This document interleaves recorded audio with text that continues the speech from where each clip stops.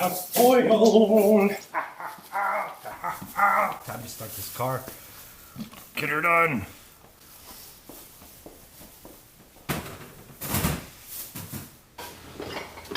Domino effect, guys. I want to put this back up because I can't move the car until I move the ladder, and I don't want to move the ladder until I put the thing back.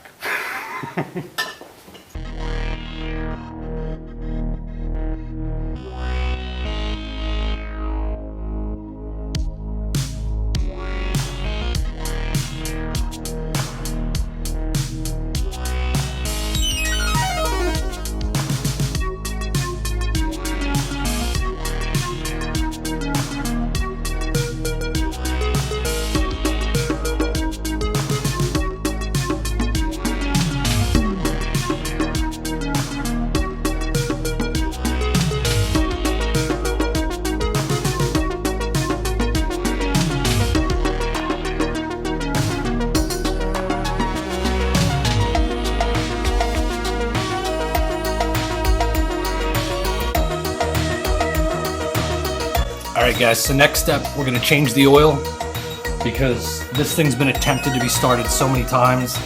It's not the equivalent of the first 20 minutes of running, but it's enough that I want to get it clean before it's broken in properly. So.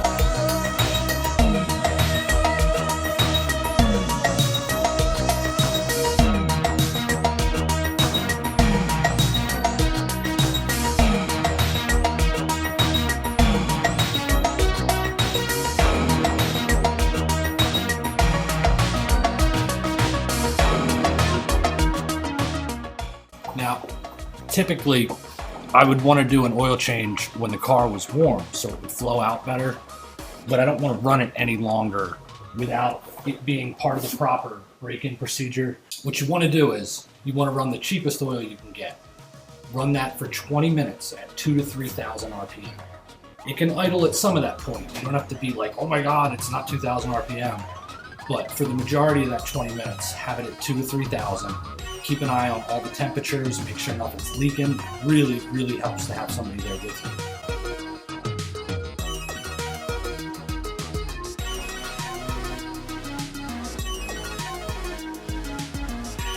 If you ever notice, when you go to start your car the first time after an oil change, the oil light comes on. There's no oil pressure for a second, 2 seconds. That's like the worst. That's the equivalent of like driving 1,000 miles as far as wear on the motor goes, unprotected from oil. So by filling the filter beforehand, you can actually take care of that because it takes a few seconds for everything to soak in. When you see how long it actually takes to fill a filter, you'll see what I mean. I'm gonna pour a little bit off because there was too much in there.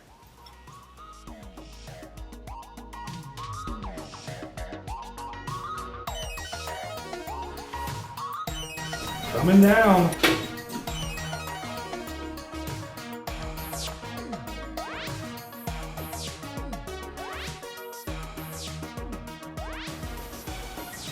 All right, guys, we've got our stock intake. Car's on the lift. There's coolant here. I just got to fill her up with oil. So we're gonna go ahead and put 4 quarts in here. That's not all it'll take, but it's how much is in this container. Oh, my phone's ringing. There must be somebody inquiring about my extended auto warranty.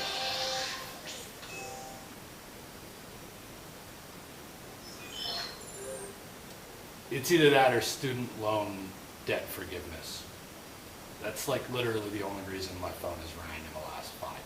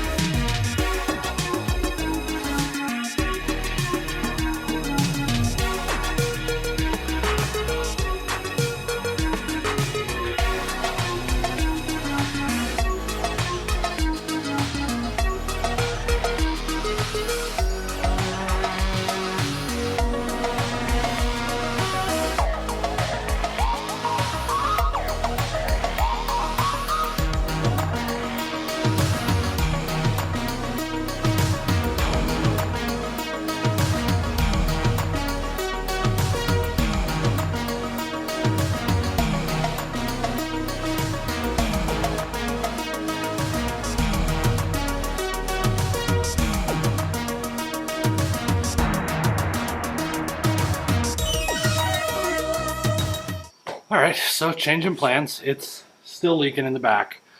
I think I may need to get a new pan for this. When I got this, the whole back of the pan was bent when I pulled it off the first time. It was, somebody must have sealed it on there with something that like glued it. So when it came time to separate it, and this thing's been off quite a few times, so I think it's pretty bent up. I had to put it on the workbench and hammer it flat all the way around until it would lay flat on a table like it should. So I think I'm gonna have to get an oil pan for this, but we're gonna put it up and check because there's a pretty good puddle right now.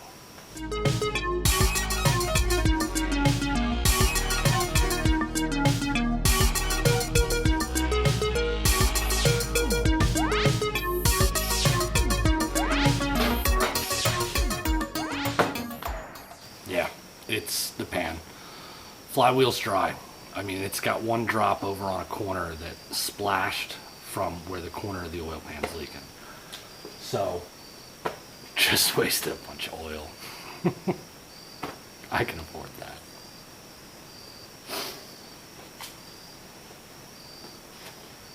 Yeah, we've got a puddle about this big.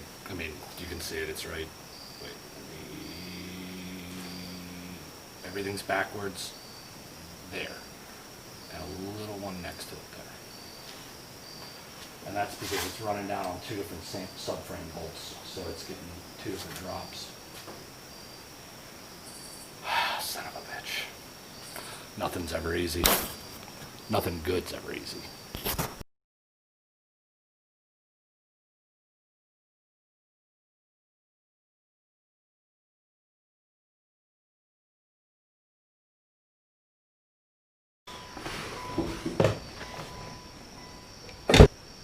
Checking the codes. I know it's going to have a PO600 because it's got a missing identifier pin for the trans going to the ECU. Alright, so it's got a PO600 stored and a PO600 pending because it's a constant thing that's happening. So I'm going to go to some live data here. I want to be able to have that while I'm warming this up for the first time. I've got my phone, so I've got the time. That way I know I've done it for 20 minutes.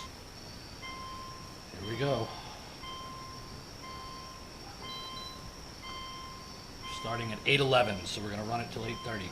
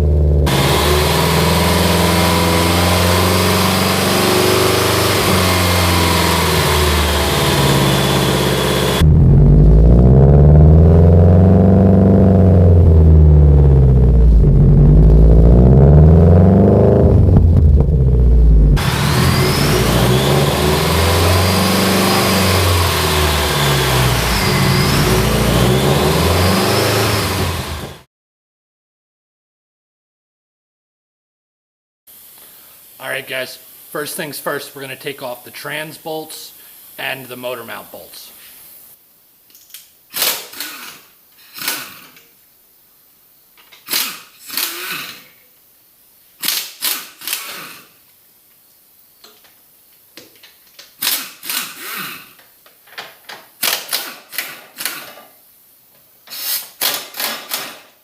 If you guys have never seen one of these before, they're pretty cool. It's a butterfly. When you use a ratchet, you got to sit there and hold it like this if you're doing a pan. But whenever you're doing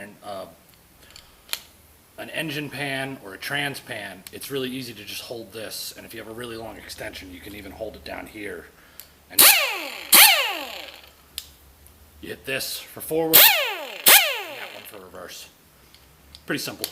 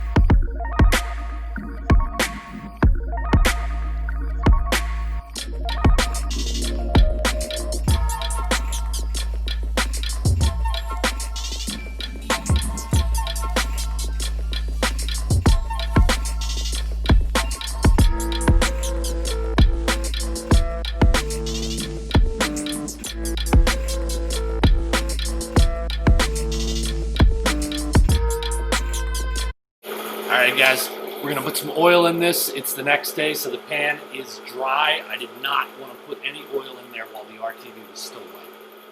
For this, I am using inexpensive oil because we are in the break-in period, so I actually want it to wear. In addition to using the inexpensive oil, I also have this Lucas, it's a zinc additive.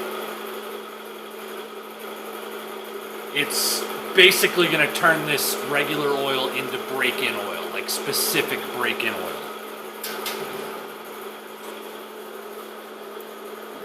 Unfortunately, none of the auto parts places by me actually stock break-in oil. Maybe if I'd gone to a speed shop or something.